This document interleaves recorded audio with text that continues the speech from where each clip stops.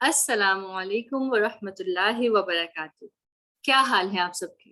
उम्मीद है कि आप बेहतरीन होंगे, बेस्ट लेवल पे होंगे ईमान और हेल्थ वाइज भी इंशाल्लाह।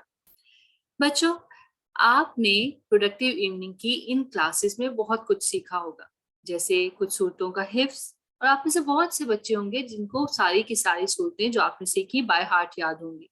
और हमने सीखी कुछ सूरतों की तफसीर, और हमने सीखी कुछ एक्टिविटीज, और आप मजे से एंजॉय कर रहे होंगे कैलीग्राफी के क्लासेस भी, और अपनी एक्टिविटीज पे खूब प्रैक्टिस भी कर रहे होंगे। हम्म और जो हमने चेक लिस्ट बनाई थी शुरू में रमजान प्लानर के तौर पे, उस पे बहुत सारे टिक्स लगा रहे होंगे और क्रॉस थोड़े थोड़े होंगे। और इस नियत यही होगी कि इन सब नेकी के काम करने से अल्लाह ताला आपसे खुश हो जाए, और इंशाल्लाह ऐसा ही होगा। बच्चों, अभी कुछ रोजे बाकी हैं, लेकिन फिर भी क्योंकि आज हमारी आखिरी क्लास है, तो हम बात करेंगे ईद के बारे में, जो कि आने ही वाली है। और मुझे पूरी उम्मीद है कि आप सब लोग बड़े एक्साइटेड होंगे ईद को मनाने के लिए भी, और खूब तैयारियां भी कर रहे होंगे। तो बच्चों, जैसे कि आपको पता है कि ईद है एक गिफ्ट जो अल्लाह ताला ने हम पे किया है, यानी मुसलमानों पे किया है। हम्म? और इसको हम खूब जोशो खरोश से, खूब प्यार से, अच्छे से सेलिब्रेट करते हैं, और बहुत सारी तैयारियां भी करते हैं, है ना? तो आज हम बात करेंगे आने वाली ईद यानी ईद उल फित्र के बारे में, जिसको हम छोटी ईद भी कहते हैं। क्या आपको पता है कि दुनिया में कितने लोग हैं जो ईद को सेलिब्रेट करते हैं? या अगर दूसरी तरह पूछूं तो कितने मुसलमान हैं जो ईद मनाते हैं? तो बच्चों, कम से कम 2 बिलियन, ऑलमोस्ट 2 बिलियन लोग ऐसे हैं जो ईदों को सेलिब्रेट करते हैं, और करना भी चाहिए, क्योंकि हजरत अनस रजी अल्लाह ताला अन्हु से रिवायत है कि जमाने जाहिलियत में हर साल 2 डेज ऐसे होते थे, यानी 2 दिन ऐसे होते थे जिनमें सब खेल कूद किया करते थे। जब हजूर सल्लल्लाहु अलैहि वसल्लम मदीना आए, तो उन्होंने फरमाया, तुम साल में 2 दिन खुशियां मनाया करते थे, अल्लाह ताला ने तुम्हें इनसे बेहतर 2 दिन अता फरमाए हैं, ईद उल फितर और ईद उल अज़हा, यानी छोटी ईद और कुर्बानी वाली ईद। ये तो हमें पता चल गया कि ईद को हमें पूरे जोश से मनाना चाहिए, लेकिन क्या आपको पता है कि ईद को मनाने का मसनून तरीका क्या है? बच्चों, अल्लाह ताला ने हर चीज के बारे में हमें इस्लाम में एक्सप्लेन किया है। जैसे अभी अब रोजे गुजर रहे हैं, तो अल्लाह ताला ने बताया कि कब रोजा रखना है, किन दिनों में रखना है, कब सहरी करनी है या कब इफ्तार करना है। इसी तरह जिलहज में हज करना है तो कैसे करना है, क्या क्या करना है। इसी तरह नमाज दिन में 5 दफा पढ़नी है तो किस तरीके से पढ़नी है, किस तरह मुंह करके पढ़नी है, वुजू कैसे करना है। इसी तरह अल्लाह ताला ने हजूर सल्लल्लाहु अलैहि वसल्लम के थ्रू हमें बताया कि हमने ईद कैसे मनानी है। बच्चों, खुशी का मौका है, लेकिन खुशी में भी आगे इसराफ करना या हद से बढ़ना अल्लाह को पसंद नहीं है। तो आइए सीखते हैं कि ईद मनाने का बैलेंस्ड वे क्या है। इन शॉर्ट, करने के काम क्या क्या है। तो सबसे पहले, जैसे ही 29 रोजा एंड होता है तो क्या करते हैं और किसकी वजह से एक्साइटमेंट होती है? मैं तो जल्दी से इफ्तार करती हूँ, नमाज पढ़ के फौरन छत पे जाती हूँ ताकि मैं चांद देख सकूं। और अगर 29 रोजे के एंड पे मुझे चांद नजर आ जाए ईद का, तो बहुत ही खुशी होती है। ये तो 30th पे भी खुशी तो होती है, लेकिन आपको पता है एक्साइटमेंट थोड़ी सी कम हो जाती है। तो बच्चों, जैसे ही चांद नजर आता है तो हम दुआ करते हैं। आप मेरे साथ साथ पढ़ सकते हैं, अल्लाहुम्मा अहिल्लहु अलैना बिल अमनी वल ईमान वस्सलामती वल इस्लाम वत्तौफीक लिमा तुहिब्बु व तर्दा रब्बुना व रब्बुकल्ला। देखें, एक तरह से हम अल्लाह ताला से अमन, ईमान, सलामती यानी पीस की दुआ कर रहे हैं, खुशियों की दुआ कर रहे हैं कि खैरियत से ये सब जाए। और फिर हम अल्लाह के एक होने का भी एक तरह से इकरार कर रहे हैं कि अल्लाह एक ही है, जिसने चांद को बनाया, जो हमारा रब है वो एक ही है। तो बच्चों, इसके साथ ही हम शुरू करते हैं तकबीरात का पढ़ना, जैसे हजूर सल्लल्लाहु अलैहि वसल्लम करते थे कि जैसे ही ईद का दिन शुरू होता है तकबीरात पढ़नी शुरू करें, जो कि ये हैं, अल्लाहु अकबर अल्लाहु अकबर अल्लाहु अकबर, ला इलाहा इल्लल्लाहु अल्लाहु अकबर, اللہ اکبر وللہ الحمد. اور آپ جیسے ہی چاند نظر آتا ہے تب سے لے کے عید کی نماز کمپلیٹ کرنے تک یہ دعا تکبیرات پڑھنے کا سلسلہ جاری رکھیں گے. ٹھیک ہے. جیسے ہمیں ملتا ہے کہ حضور صلی اللہ علیہ وسلم عید الفطر کے دن تکبیریں کہتے ہوئے عیدگاہ کی طرف روانہ ہوتے تھے.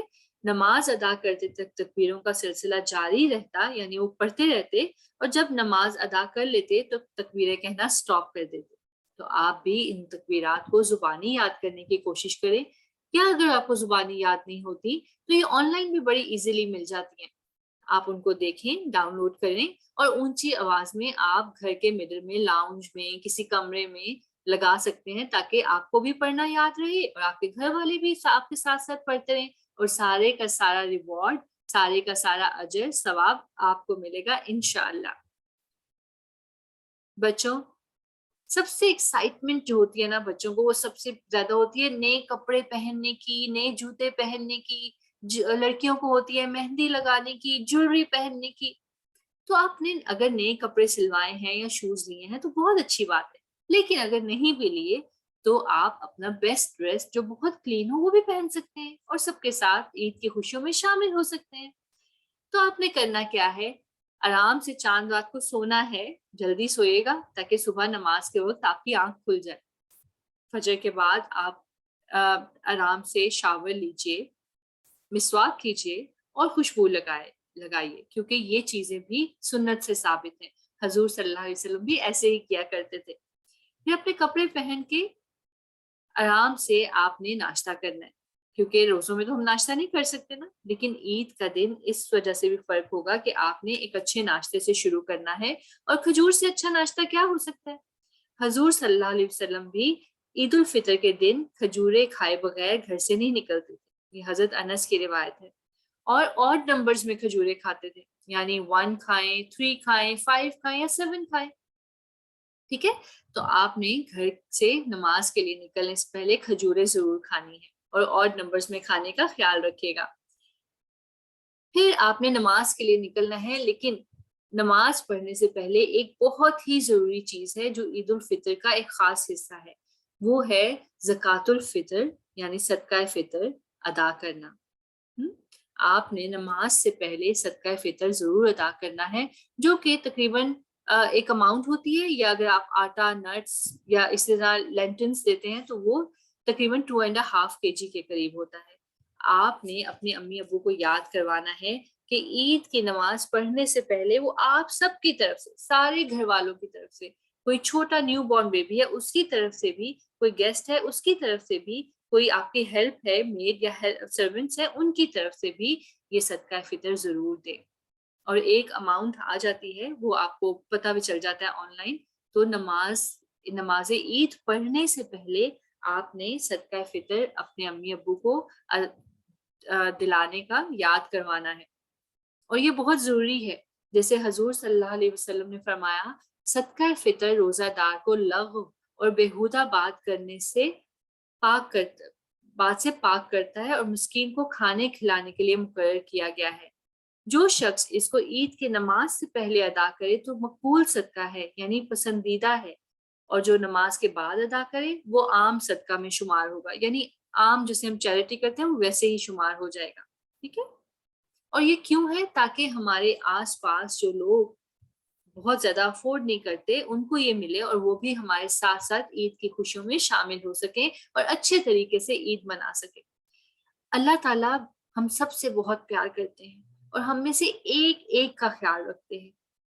تو ان لوگوں کا بھی اللہ نے خیال رکھا جو افورڈ کر سکتے ہیں کہ وہ ان کو بتائے کہ عید منانے کے طریقے کیا ہیں، اور ان کا بھی خیال رکھا جو افورڈ نہیں کر سکتے، اور ہمیں وسیلہ بنایا ہے کہ ہم چیریٹی کریں اور وہ ہمارے ساتھ شامل ہو سکیں عید کی خوشیوں.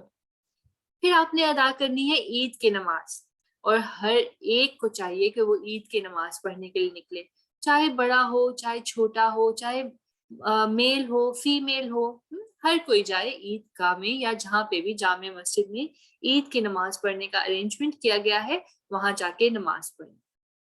اور آپ نے خیال رکھنا ہے کہ عید کی نماز سے پہلے کوئی نماز نہیں ہوتی، کوئی نفل نماز نہیں ہوتی. جیسے صحیح بخاری میں ہمیں ملتا ہے نا، حضور صلی اللہ علیہ وسلم نے فرمایا، عید کی نماز کی 2 رکعتوں سے پہلے اور بعد میں کوئی نفل نماز نہیں ہوتی. تو آپ نے عیدگاہ میں جانا ہے اور ڈائریکٹ نماز پڑھنی ہے امام صاحب کے پیچھے, اور اس کے بعد جو خطبہ دیں گے امام صاحب اس کو بھی کوائٹلی سننا ہے, کوئی باتیں نہیں کرنی, کوئی شور نہیں کرنا, اور بہت فوکس ہو کے سننا ہے کہ وہ آپ کو کیا کیا اچھی باتیں بتاتے ہیں. تو بچوں آگے جس چیز کا خیال رکھنا ہے, آپ کو تو پتا ہے جیسے ہی عید کی نماز ختم ہوتی ہے تو کیا ہوتا ہے, سب لوگ ایک دوسرے سے ملتے ہیں اور ایک دوسرے کو مبارکباد دیتے ہیں, عید مبارک. اس دفعہ جب بھی آپ عید کی نماز کے بعد عید کہنے کے لیے دوسروں سے گلے ملیں تو آپ ان کو مسنون دعا دیجیے گا جو کہ ہے تقبل اللہ منا و منکم. آپ بھی میرے ساتھ پڑھیے, تقبل اللہ منا و منکم.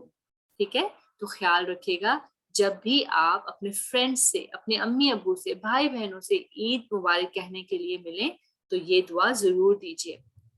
اور پھر واپسی کے لیے آپ نے اپنے بابا کو یاد کروانا ہے, ابو کو یاد کروانا ہے کہ وہ تھوڑا سا رستہ فرق لیں گھر واپس جانے کے لیے, کیونکہ حضور صلی اللہ علیہ وسلم بھی ایسے ہی کرتے تھے.